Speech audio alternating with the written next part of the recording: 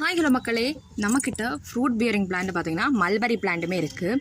எனக்கு ஏற்கனவே கேட்டிருந்தாங்க ஒருத்தங்க, மல்பரி பிளான்ட் உங்கள்கிட்ட இருக்கிறா சிஸ்டர் அப்படின்னு. இப்போது நம்மக்கிட்ட மல்பரி பிளான்ட்ஸ் இருக்குங்க. ஆனால் இந்த மல்பரி பிளான்ட்லாம் இப்போ நான் கட் பண்ணி விட போகிறேன். என்ன ரீசன் தானே பார்க்குறீங்க? சிம்பிள் ரீசன் தாங்க.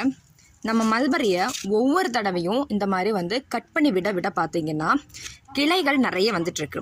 கிளைகள் வர வர அந்த பிளான்ட் ரொம்ப மெச்சூர்ட் ஆகி சீக்கிரமே காய் பிடிக்க ஸ்டார்ட் ஆகுங்க. இதுதாங்க மல்பரி வளர்த்துறோட சீக்ரெட்டு.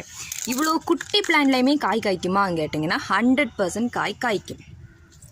அதுக்கு நீங்கள் பார்த்தீங்கன்னா இந்த மாதிரி வரக்கூடிய பிரான்ச்சஸ் எல்லாத்தையுமே ஒவ்வொரு முறையும் கட் பண்ணி விட்டுக்கோங்க.